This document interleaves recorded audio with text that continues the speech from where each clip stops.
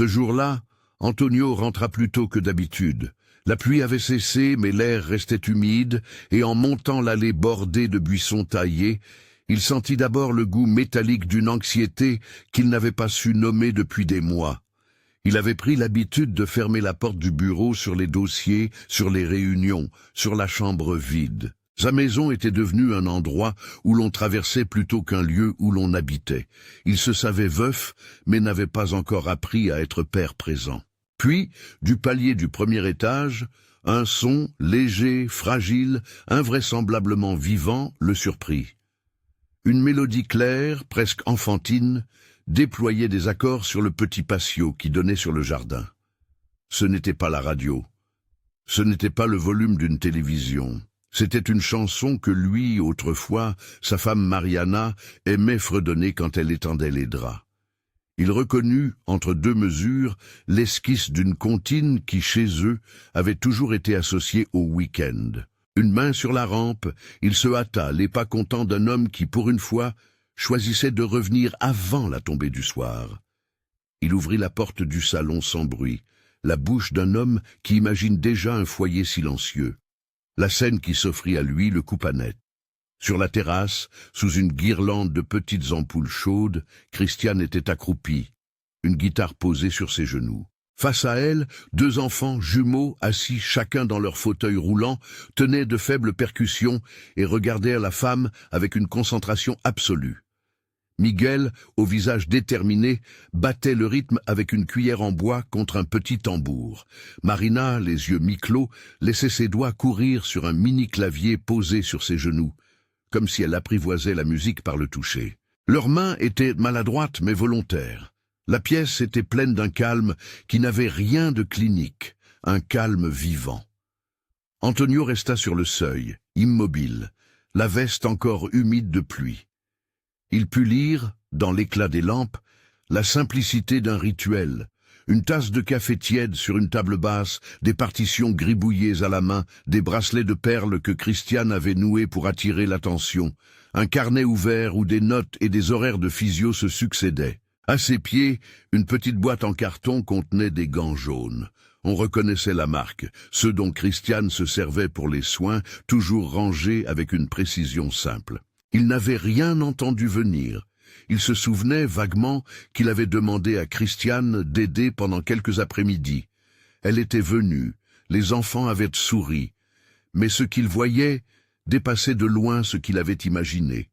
Elle ne se contentait pas de surveiller, elle enseignait, encourageait, construisait des ponts entre des gestes et des sons. C'était un geste qui n'appartenait pas à son rôle strict, c'était un geste qui semblait habité d'une patience et d'un savoir acquis. La guitare était légère, et à chaque fin de mesure, Christiane se penchait vers les jumeaux pour ajuster un doigt, pour indiquer un rythme. Sa voix, quand elle chantait, avait une douceur métallique, comme un fil qui reliait les deux enfants, et rendait sensible ce que les mots ne disaient pas. Elle chantait des images, couleurs, dessins, vagues, et les enfants suivaient en tentant d'imiter le geste. À un moment, Miguel leva la main, hésita, puis arracha un sourire à Marina. C'était une victoire minuscule, mais le genre de victoire qui, pour un père, brise des armures.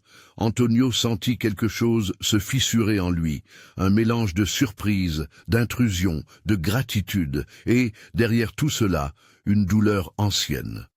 Mariana lui revint, non pas comme une présence fulgurante, mais comme un vieux disque qui reprenait un refrain familier.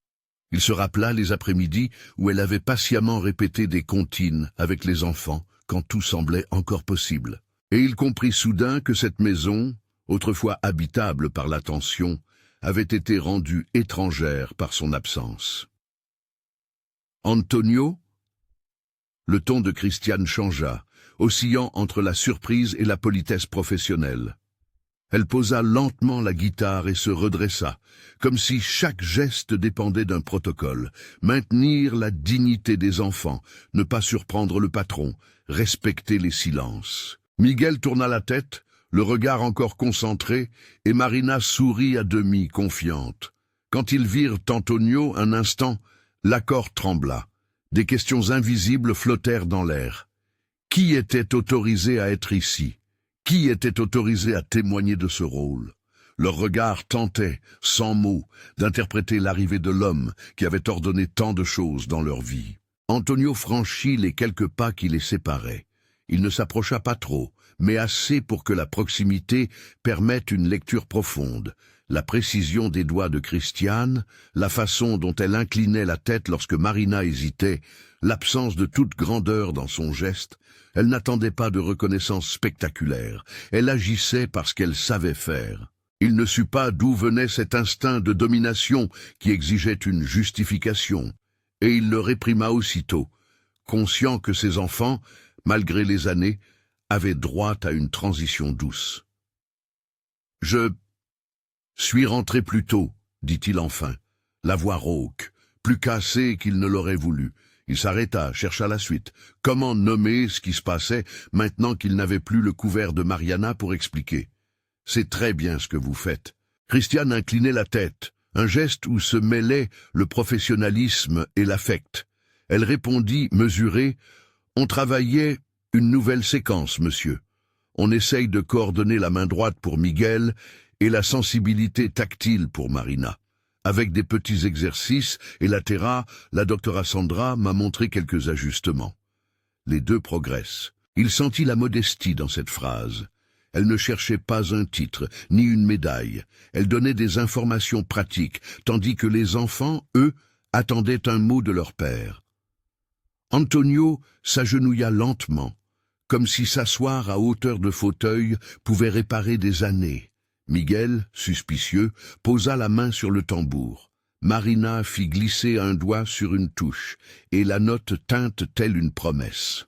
« Tu m'as manqué, souffla Antonio, un aveu simple, des mots qu'il n'avait pas prononcés souvent depuis la mort de Mariana. Le mot sembla peser sur la terrasse.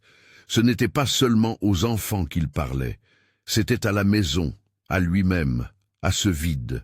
Christiane posa la main discrète sur le bras d'Antonio, un geste d'humain à humain sans prétention.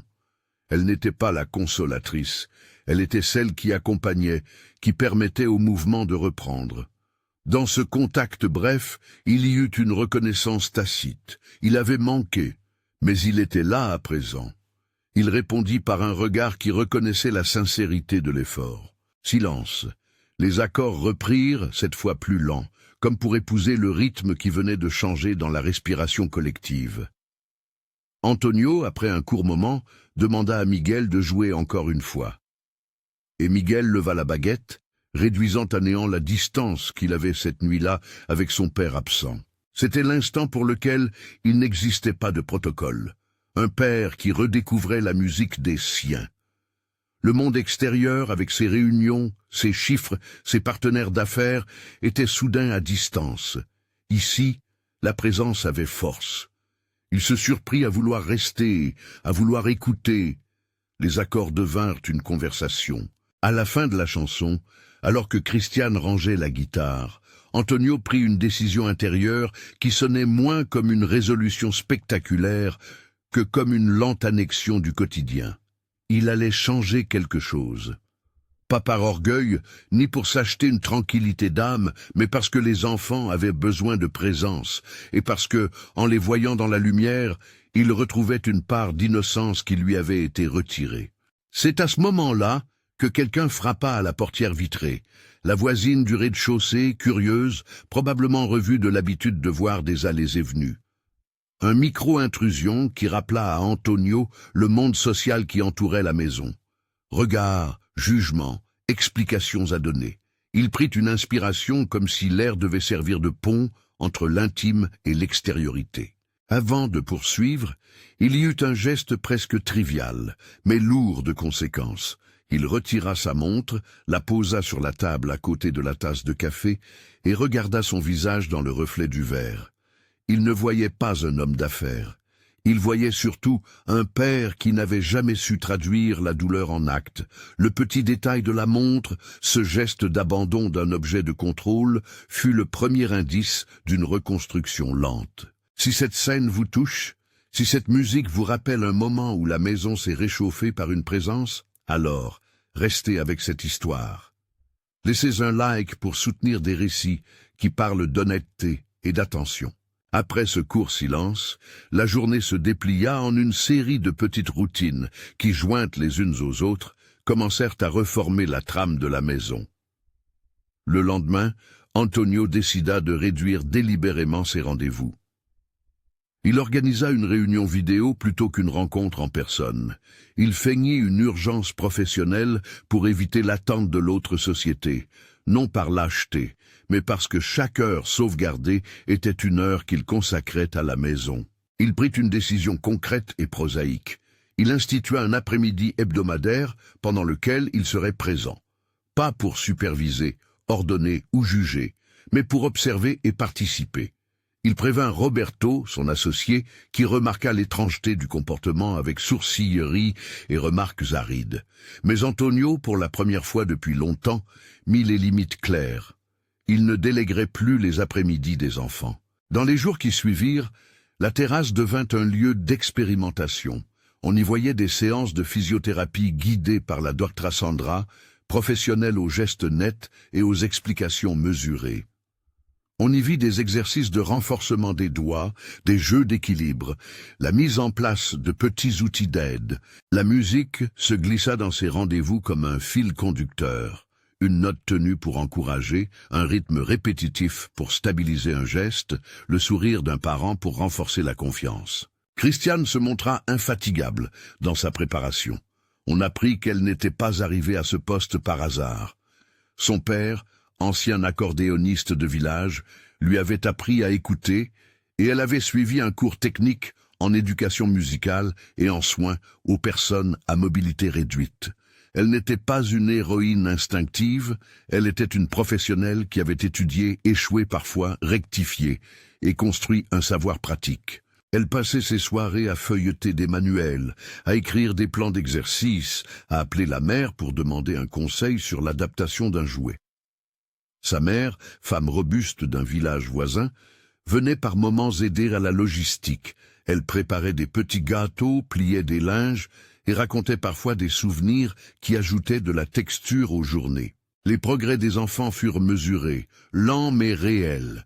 Miguel gagna un peu d'aisance pour saisir la baguette. Sa main droite, autrefois hypertonique, se détendit progressivement grâce à des massages et des exercices quotidiens.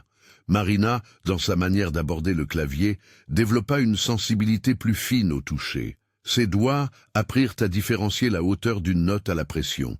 Ces victoires n'étaient pas spectaculaires, mais elles avaient un effet cumulatif. Chaque nouvelle coordination renvoyait à la fois la confiance des enfants et la sensation qu'un travail, prolongé et patient, produisait des résultats. Antonio observait ces progrès avec une ambivalence complexe.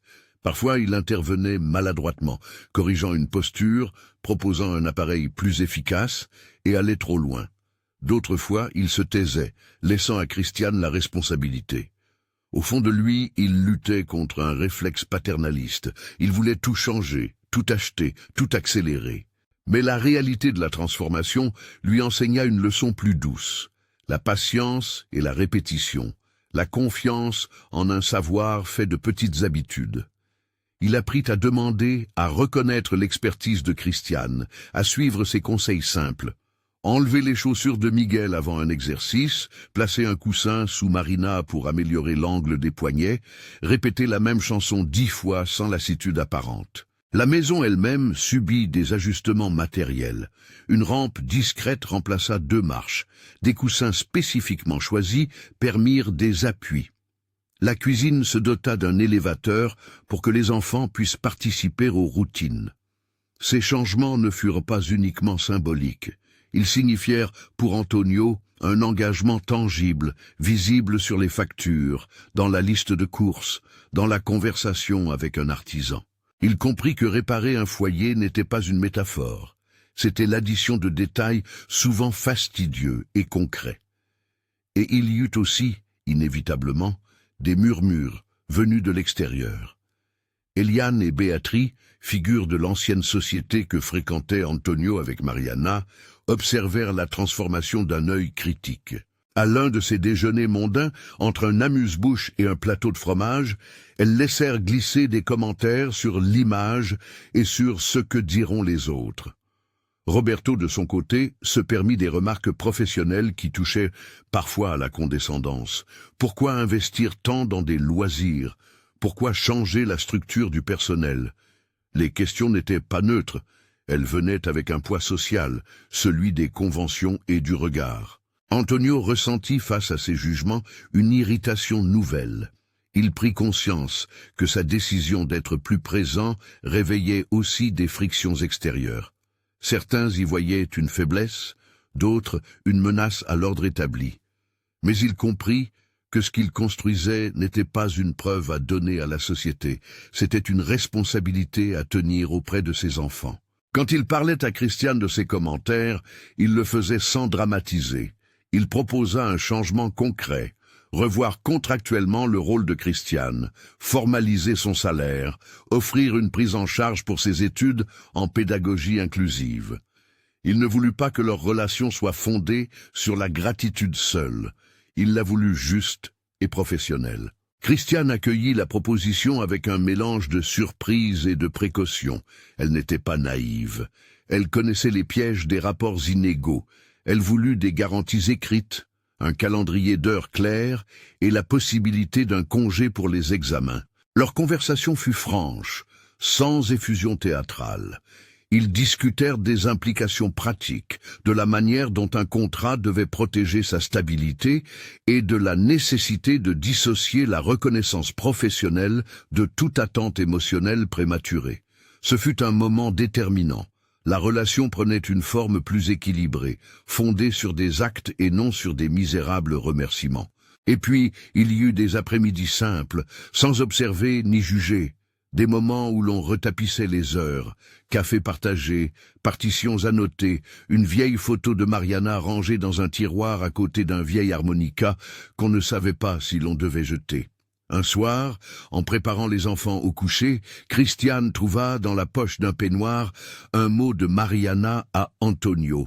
« Prends ton temps, nos enfants ont besoin de toi. » La découverte, subtilement mise à plat, ne fut pas un coup de théâtre. Elle glissa plutôt comme la dernière pièce manquante d'un puzzle déjà entamé. Antonio lut le mot en silence, les mains tremblantes. Un courant d'émotion remonta. Il glissa le papier dans sa poche, non pas pour le cacher, mais pour le garder comme promesse. Il commença ce soir-là à raconter des bribes de vie de Mariana aux enfants. Des histoires de pique-nique, de chansons, de petites maladresses. Les récits n'étaient pas des tentatives de recréer la femme disparue, mais des fenêtres ouvertes sur une mémoire qui pourrait désormais s'élargir plutôt que se refermer. La relation avec Christiane évolua en parallèle. Ils partagèrent des repas, pas encore romantiques, mais complices, des gestes de reconnaissance mutuelle, des confidences mesurées. Elle lui raconta l'histoire de son père accordéoniste, comment il jouait pour des mariages et des fêtes de village, et comment la musique était devenue pour elle un outil pour atteindre des personnes plutôt qu'un simple divertissement.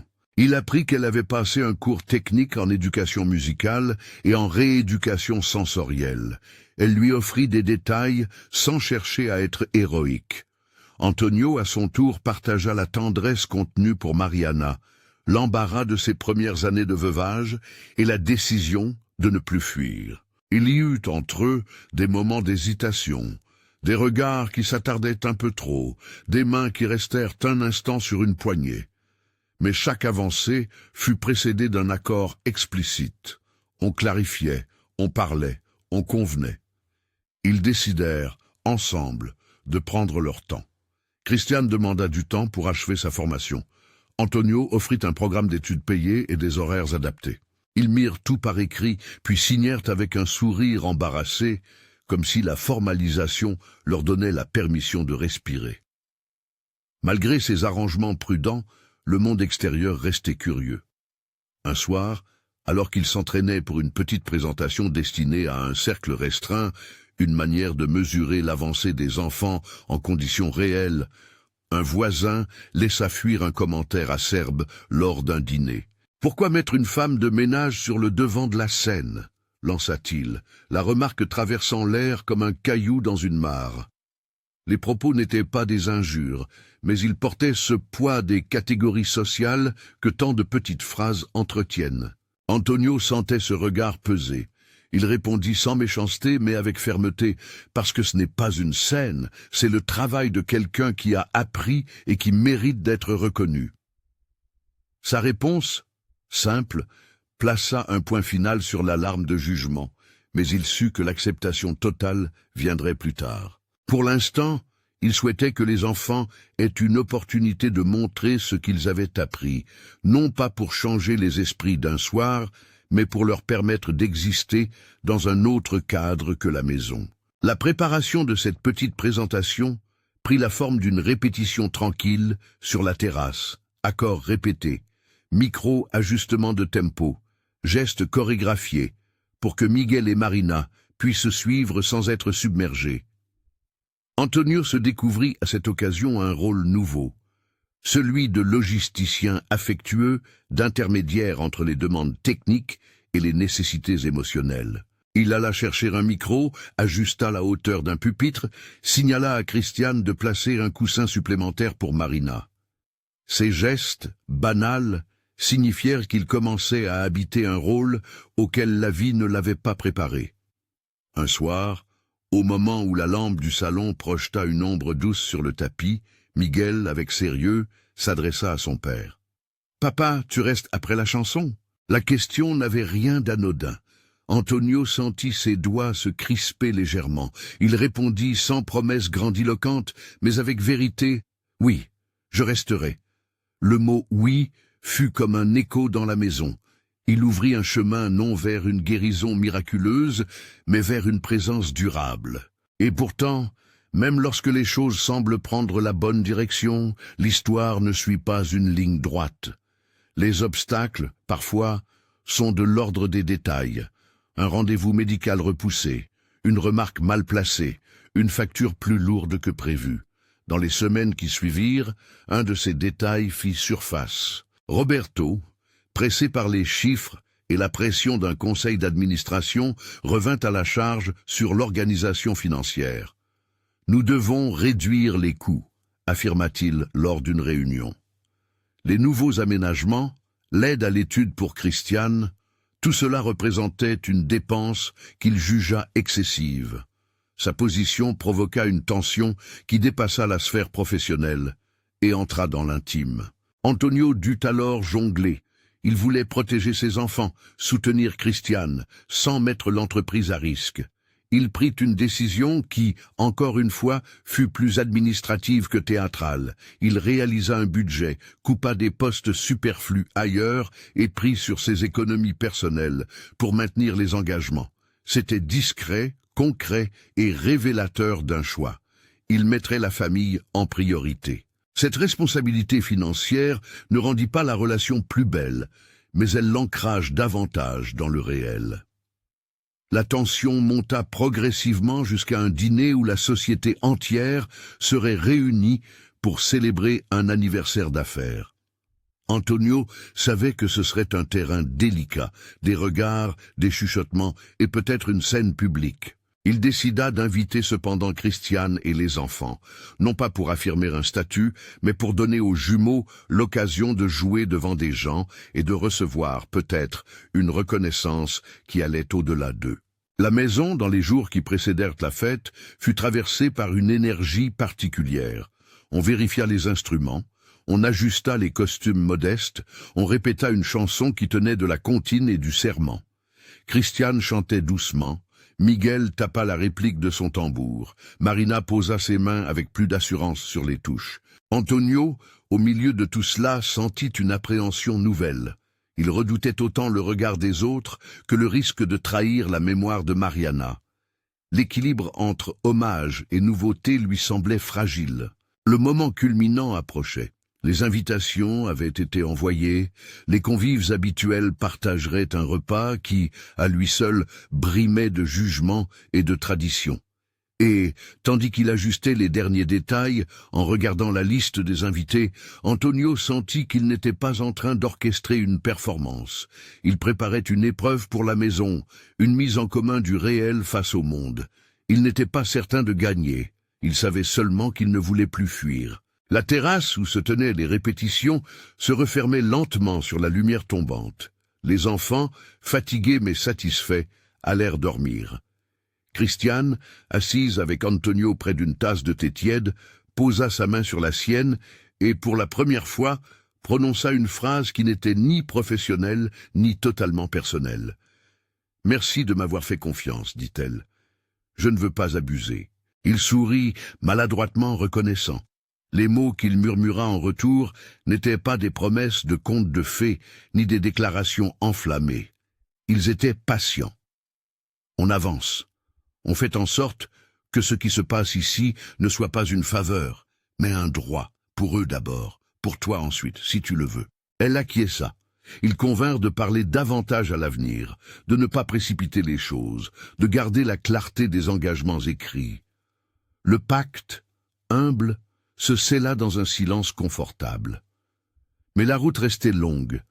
Le prochain acte, la soirée d'anniversaire où tout pourrait basculer, s'annonçait comme une épreuve majeure. Ils ne le savaient pas encore, mais cette répétition deviendrait le premier terrain où le monde extérieur mesurerait, par ses applaudissements ou son silence, l'ampleur de leur courage. Les jours qui suivirent furent emplis de petits rituels, vérification des fauteuils, test des micros, essai de lumière. Les voisins murmurèrent, les invitations furent confirmées, et la maison, doucement, prit l'allure d'un théâtre domestique. À la veille de la fête, alors que le jardin était paré de guirlandes et que les instruments attendaient sur la terrasse, Antonio se retrouva seul un instant, tenant la vieille montre qu'il avait retirée le soir de la première découverte. Il posa la main sur la chaîne, sentit son poids et comprit que le temps, pour une fois, ne se mesurerait pas en contrat signé, mais en présence tenue. Il rangea la montre dans un tiroir et éteignit la lumière. La nuit, dense, enveloppa la maison comme une couverture prête à être partagée. L'aurore de la journée anniversaire trouva la maison encore enveloppée d'un calme presque sacré. Les guirlandes de la terrasse, la nuit précédente, avaient été soigneusement remises en place. Les instruments attendaient sous des housses propres. La pâtisserie commandée par la mère de Christiane reposait déjà dans le frigo, discrète et modeste. Antonio se leva avant tout le monde, comme si l'excitation qu'il avait contenue depuis des semaines se transformait en une tâche à accomplir plutôt qu'en sentiment disloqué. Il avait appris, au fil des jours, que l'ordre prodiguait une tranquillité qui parlait aux enfants. Son empressement ce matin-là ressemblait davantage à une offrande. La maison s'éveilla lentement. Miguel entr'ouvrit les yeux, chercha la main de son père et trouva à la place la main posée d'un gant de soin. Souvenir d'une nuit passée à préparer un coussin. Marina, déjà assise dans son fauteuil, fredonnait la mélodie qu'ils avaient de prévue pour la soirée. C'était une comptine repeinte, comme une aquarelle, avec des accords simples et des mots qui parlaient de couleurs et de jardin. Le rythme, répété, rassurait. Christiane bougea avec la discrétion de toujours. Gestes calculés, voix douce, sourire mesuré. Sa mère, arrivée la veille pour donner un coup de main, était en cuisine et apportait des petites tartes au citron. La répétition finale se déroula sans heurts. La micro-chorégraphie, les changements de place, les signaux que seul un œil entraîné saisit.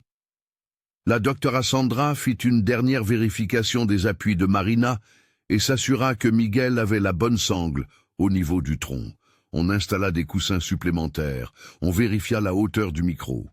Antonio fit un tour rapide du jardin, corrigea la lumière d'une lampe, revint et s'assit un instant pour observer ses enfants. Ils étaient concentrés, sérieux comme lors d'un examen important, mais il y avait dans leur regard une façon d'attendre le monde qui disait qu'ils comptaient sur la maison pour les entendre. Il sentit la même responsabilité monter en lui, comme un poids qui ne semblait plus incomber uniquement à sa colère ancienne ou à son chagrin, mais qui se distribuait désormais sur la table des tâches quotidiennes. Les invités commencèrent à arriver. Parmi eux, certains visages lui étaient familiers, collègues, partenaires, voisins. D'autres représentaient l'enceinte sociale qu'il avait fréquentée avec Mariana. Eliane et Béatrice étaient là, impeccable, avec ce sourire mesuré qui n'exprimait pas tout. Roberto arriva lui aussi, costume choisi, regard calculateur. Il salua, échangea des politesses, et lorsqu'il vit Antonio, eut une expression qui ne cacha pas tout à fait son étonnement. Peut-être y eut-il déjà dans l'intention du patron quelque audace qu'il ne comprenait pas. L'ambiance prit une trajectoire étrange. L'air était festif, mais chargé d'une attente douce amère. Les convives s'installèrent, les verres s'entrechoquèrent en petits motifs et des murmures parcoururent la table. L'un des hommes d'affaires, un vieux camarade d'Antanhaut, fit une remarque en bordure, quelque chose sur la nouveauté d'un programme familial. Eliane, d'un ton qui flirtait avec la condescendance, lâcha. « C'est charmant, n'est-ce pas? Mais j'espère qu'on gère l'image. » Quelques têtes se tournèrent, et Antonio sentit la brûlure d'un regard ancien. Il n'en fit rien paraître. Le contraste entre la frivolité des conversations mondaines et la gravité de ce qui se préparait sur la terrasse lui semblait soudain aussi net que le contraste entre lumière et ombre. Les enfants furent conduits dehors. Les premiers accords s'élancèrent, simples et précis. La mélodie choisie se déroula comme un ruban. Paire de percussions, mini-clavier, guitare légère. La terrasse devint saine et sanctuaire.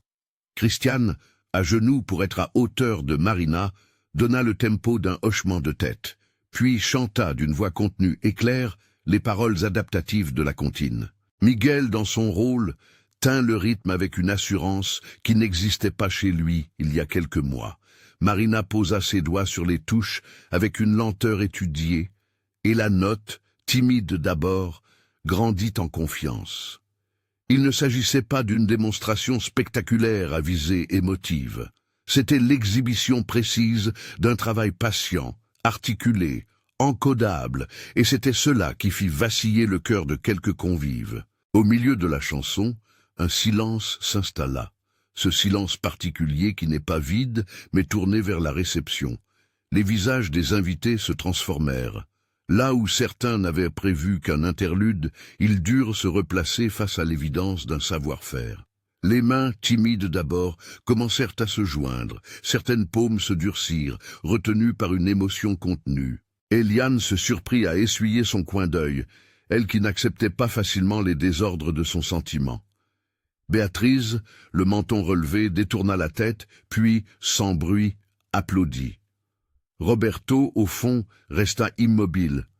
Sa mâchoire se contracta, puis se relâcha presque visiblement quand il réalisa que l'on applaudissait non pas une pitié complice, mais une compétence à laquelle il n'avait su donner de nom. La fin de la chanson fut accueillie par un long applaudissement. Le son explosa comme un petit orage de reconnaissance et resta. Antonio se leva, poussé par un besoin irrésistible de prononcer quelques mots. Il s'avança, non pour parler au public, mais pour reconnaître le travail, l'effort et l'honnêteté du geste. Sa voix, au début, manqua. L'habitude de tenir parole au téléphone n'avait jamais inclus le ton intime et microscopique de la gratitude. « Merci », dit-il simplement, en direction de Christiane et des enfants. « Merci d'avoir partagé cela avec nous. » Il y eut un murmure approbateur, puis il ajouta, en choisissant ses mots, « Je voudrais que ce geste ne reste pas un moment isolé. Nous avons décidé de formaliser le travail de Christiane et de soutenir sa formation. C'est une dette que nous avons envers ses enfants et envers elle. » Le silence qui suivit prit une lourdeur différente. Il n'était plus chargé du jugement des convenances, mais de l'attention qui cherche à comprendre. Christiane mordilla légèrement sa lèvre, surprise, puis baissa les yeux, mesurant la portée de ce qui venait de se dire devant tant de témoins. Un léger frémissement parcourut la salle. On sentait que quelque chose, intangible et fragile, venait d'être légitimé. Après les applaudissements, plusieurs personnes vinrent féliciter discrètement. Roberto se fondit parmi elles, sa façon de s'approcher trahissant un mélange d'amertume et de curiosité. Il murmura à l'oreille d'Antonio, « Tu as fait un pari, j'espère que tu sais où tu vas. » Antonio répondit sans agression, « Je meurs moins d'un pari que d'une absence. Je préfère investir là où la maison respire. » Le regard qu'il posa était ferme, Il ne cherchait pas à convertir Roberto à la cause humanitaire. Il demandait simplement le droit d'agir selon sa conscience de père. La fête se prolongea en rires et en conversations où l'on questionnait désormais des détails pratiques, qui enseignera quoi, ou tracer des limites. Un des invités, directeur d'un centre de formation local, s'approcha de Christiane. Il lui parla de possibilités concrètes, une place dans un cursus de pédagogie inclusive, une bourse partielle et des horaires aménagés. Il avait vu dans la performance une véritable pédagogie et il voulait la nourrir. Christiane décrocha un regard qui mêlait incrédulité et lueur d'espoir. Elle remercia avec une politesse qui cachait la montée d'un vertige intérieur. Antonio la regarda, et le voir là, devant l'homme qui offrait la chance, fut pour lui comme la confirmation que les gestes quotidiens reconnus transformaient effectivement le monde. Plus tard dans la soirée, lorsque les convives s'étaient retirés et que la maison retrouva sa langue de sérénité initiale, Christiane et Antonio restèrent seuls sur la terrasse. Les guirlandes clignotaient faiblement. La lune jetait une lueur douce sur le jardin encore parsemé de confettis et d'un peu de pain dispersé par les enfants. Les deux s'assirent, côte à côte, à la table basse. Il y eut un moment où ni l'un ni l'autre ne sut par quoi commencer. La formalisation, la reconnaissance, la tristesse de la perte, la peur des commérages, tout se mêlait. « Tu as entendu ce que le directeur a proposé ?» demanda Christiane enfin, la voix mesurée. C'était une question, mais c'était aussi une tentative de mesurer l'impact réel de la soirée. « Oui, » répondit Antonio, « et je veux que tu aies cela. Je l'ai dit devant eux pour que ce ne soit pas seulement une promesse entre deux personnes dans l'ombre. » Elle hocha la tête. Il y eut alors une confession qui prit sur elle un poids surprenant. Elle exposa sa crainte, celle d'une progression qui la laisserait seule, d'un changement qui exigerait d'elle davantage qu'elle ne pourrait concilier. Elle avait la volonté, le talent, mais craignait de perdre les repères de sa famille, sa mère, les autres emplois qu'elle faisait. Elle parla aussi de la peur que leur relation ne soit vue comme une transaction. Antonio l'écouta avec une patience nouvelle. Apprise dans la conférence des répétitions et des pratiques, il prit le temps de nommer les mesures qu'il proposait, maintien du contrat, horaires aménagés pour ses études, une clause claire sur l'indépendance professionnelle et la promesse qu'aucune décision sentimentale ne précipiterait des mesures qui la rendraient vulnérable. Il alla même plus loin. Il proposa un comité composé de la doctorate, Sandra, de sa mère, et d'un administrateur du centre de formation pour veiller à l'équilibre entre sa carrière et la prise en charge des enfants. Ces propositions, concrètes et bureaucratiques, eurent l'effet d'un filet qui rassura Christiane. Ils parlèrent longtemps, non pas d'amour roman, ni d'impulsion, mais d'un projet de vie modulé par des clauses et des limites. La clarté les protégea. L'évidence d'un plan les rendit proches, sans effacer la réalité de la différence de position. Ils convinrent de prendre leur temps, de laisser l'institutionnalisation de ces études avancer avant d'envisager une promesse plus intime. Pourtant, la proximité grandit. Petits gestes, effleurements mesurés, regards qui disaient plus que des mots. Au moment où la conversation se fit plus douce, Antonio prit la main de Christiane et la serra, non comme un propriétaire, mais comme un allié. Les jours suivants, la vie entra dans son rythme. Cours, séances de physiothérapie, rendez-vous administratifs.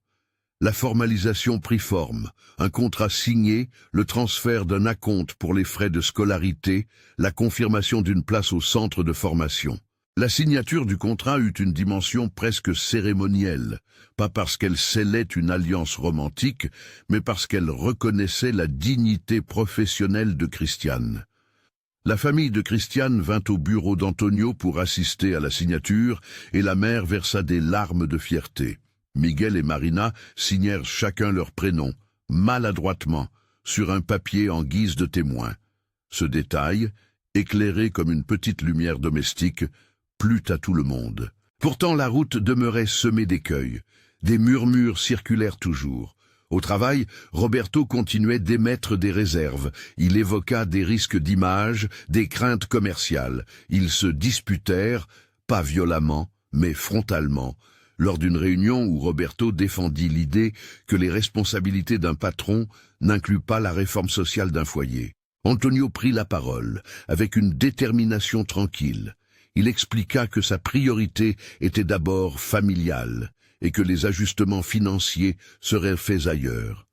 Il présenta le budget qu'il avait préparé, les économies possibles, et justifia chaque dépense par rapport à la vie quotidienne. Roberto, battu sur le terrain technique, garda néanmoins une rancœur froide. La tension resta, mais elle ne fit pas reculer Antonio. Avec le temps, l'image sociale changea lentement. Certains voisins cessèrent de chuchoter et se mirent à regarder d'un autre œil. Eliane et Béatrice, trop ancrés dans leur code, eurent d'abord du mal. À une occasion, Eliane fit une réprimande publique lors d'un repas, sur la convenance d'amener une employée à une fête privée. Antonio répondit en rappelant que ce n'était ni un éclat ni un spectacle, mais le fruit d'un travail. La réponse posée n'humilia pas Eliane, mais l'obligea à repenser sa critique. Elle n'eut plus de prise sur les autres. Quelques semaines plus tard, surprise, Eliane vint à la maison sans s'annoncer et resta, muette, pendant une contre-jour d'un atelier improvisé, où on travaillait l'emploi du poignet. À la fin, elle laissa tomber, presque embarrassée. « Vous avez raison, c'était plus que ce que j'imaginais. » Ces aveux tacites marquèrent la lente victoire de l'attention sur le jugement. Le moment décisif qui scella la mutation sociale fut toutefois une petite cérémonie organisée par le centre culturel de la ville, une soirée de reconnaissance des initiatives locales. On invita les enfants et Christiane à se produire. Ce n'était plus une fête privée, c'était une reconnaissance publique, dans un lieu où le regard de la ville réunie pouvait mesurer le travail accompli. Antonio, nerveux malgré lui, accompagnait la troupe. Dans la salle, les chuchotements laissèrent place à un silence plein de curiosité. La performance fut méthodique, pas de surenchère émotionnelle, mais une construction pédagogique qui mêlait accompagnement musical et gestes adaptés. Les spectateurs, surpris par la précision et la beauté simple de l'exécution, se levèrent au moment de l'applaudissement avec une spontanéité sincère. Après le spectacle, plusieurs personnes vinrent saluer Christiane comme on salue un professionnel reconnu. Le directeur municipal des politiques sociales, un journaliste local, une enseignante d'un établissement spécialisé. La validation publique changea le verre par lequel beaucoup regardaient désormais la maison. Roberto, présent par obligation, se trouva dans une position inconfortable. Il ne pouvait plus évoquer la simple image de Marc pour justifier sa réticence. Les applaudissements l'avaient mis face à l'évidence. C'est dans ce climat de reconnaissance que naquit, de façon lente et consensuelle, une intimité nouvelle entre Christiane et Antonio. Leurs conversations prirent désormais des tournures plus personnelles. Ils partageaient leurs fatigues, leurs doutes, leurs souvenirs. Une nuit, après une réunion tardive au bureau, Antonio raccompagna Christiane chez elle. Et dans le silence d'un trottoir éclairé faiblement, ils parlèrent de peur et d'avenir. Christiane exprima sa crainte de perdre son indépendance, peur ancestrale pour ceux qui ont su gagner leur place à force d'efforts. Antonio, humble, admit qu'il avait aussi peur.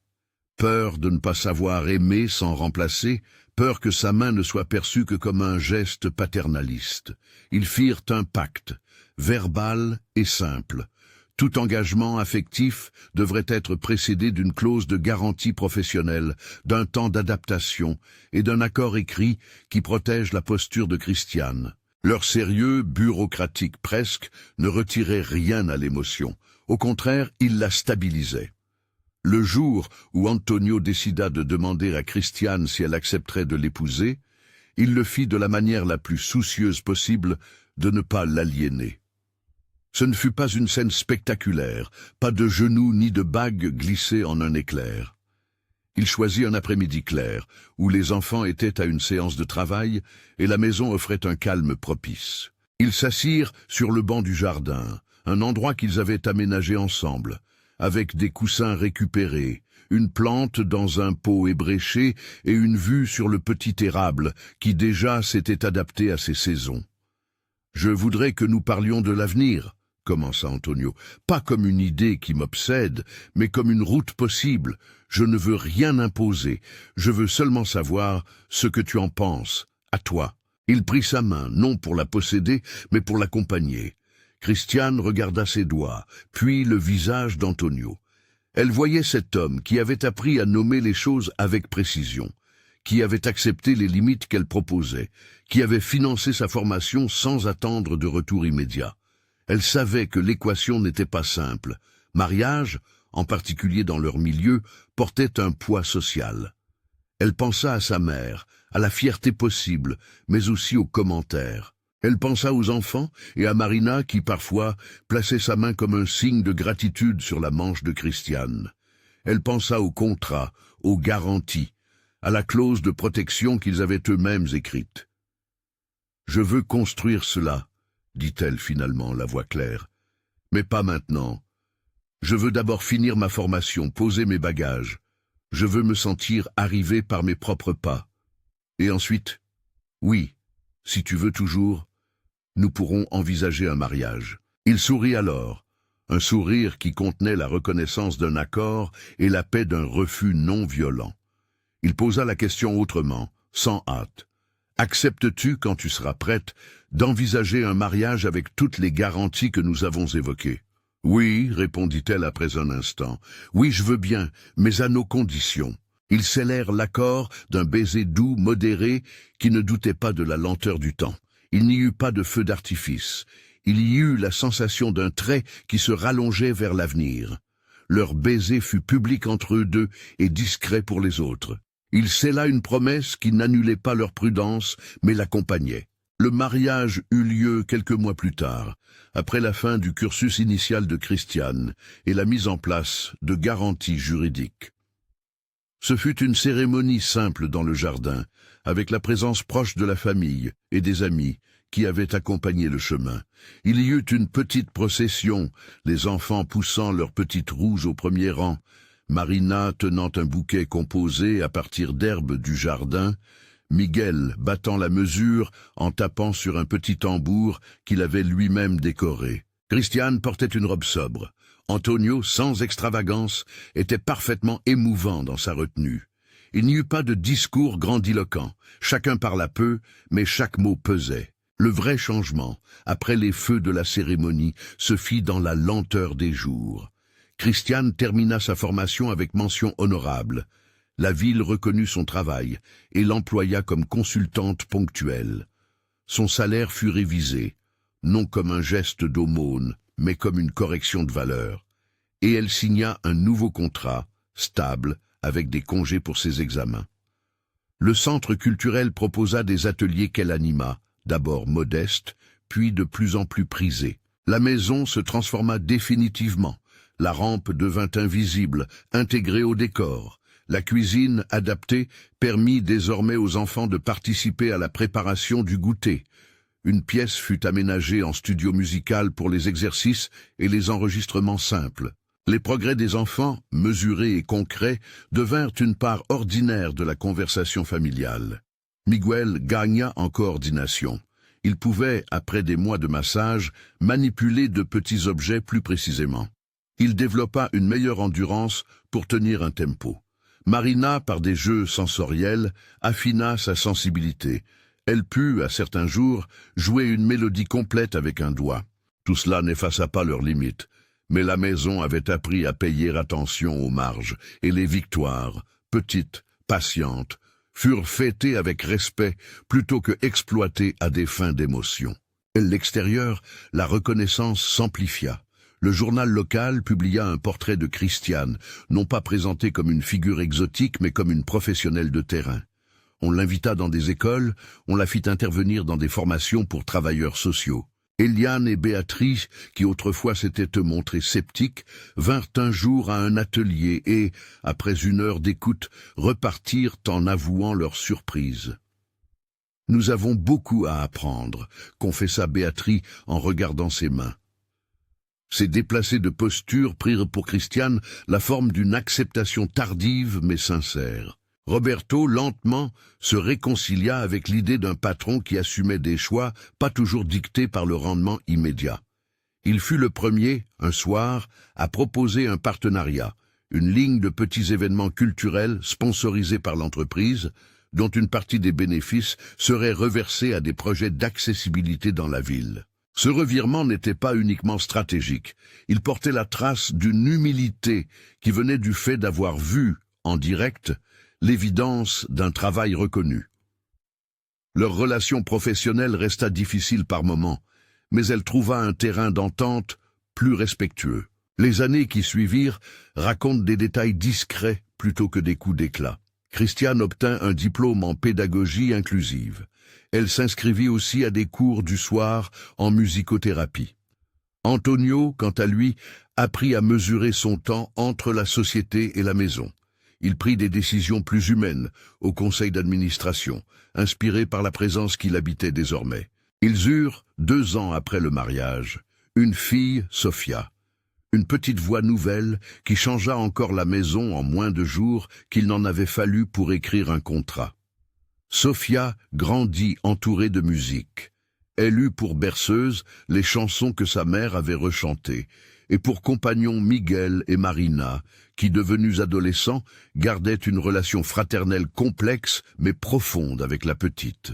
L'épilogue de cette histoire n'a rien d'un conte parfait. Il se lit comme un quotidien où l'attention a pris le pas sur la vitesse. Les défis demeuraient, des consultations médicales, une fatigue, des calculs financiers. Mais la maison avait appris à tenir. Les petites victoires, accumulées, firent désormais partie d'une identité collective. On ne parlait plus de la femme de ménage qui jouait, mais de Christiane, mère, éducatrice, musicienne. On ne se contentait plus de constats superficiels sur les enfants, mais on célébrait leur capacité construite à force de constance. Les rituels restèrent au cœur de la maison. Le café du matin partagé, la lecture du soir, où l'on citait une anecdote de Mariana comme on raconte une légende affectueuse. La musique, surtout, demeura la lingua franca qui reliait les générations. Une fois par mois, ils organisaient un petit concert informel pour voisins et amis. Une tradition qui servait à conserver l'humilité et l'honnêteté de leurs gestes. C'est lors d'un de ces dimanches que Miguel, devenu adolescent, prit son tambour et, avant de jouer, dit simplement « Merci d'avoir cru ». Les mots n'étaient pas adressés uniquement à la famille. Ils étaient tournés vers la maison, vers le vécu de ceux qui l'avaient regardé en état de chaleur pendant des années. À la fin, ce qui resta fut la preuve persistante que l'attention quotidienne transforme plus sûrement que les grands gestes ponctuels. La musique n'avait pas guéri miraculeusement les corps. Elle avait permis l'entraînement d'une relation entre gestes et sons. Elle avait servi de filet pour la persévérance des thérapies et elle avait offert aux enfants des occasions de se sentir vus. La reconnaissance avait permis à Christiane d'accéder à une indépendance professionnelle réelle. L'amour, mesuré, discuté, demandé, s'était installé sans effacer les protections nécessaires. Antonio, enfin apaisé dans la paternité, conserva en poche le mot de Mariana qui, des années plus tôt, lui avait recommandé de prendre son temps. Il l'avait pris, avec discipline, et dans ce temps retrouvé, il construisit une famille qui savait se réparer par la présence. Si cette histoire vous a touché, racontez-nous en commentaire. Quelle petite habitude a transformé votre relation avec un proche? Abonnez-vous pour d'autres récits qui regardent l'ordinaire et y trouvent des raisons d'espérer.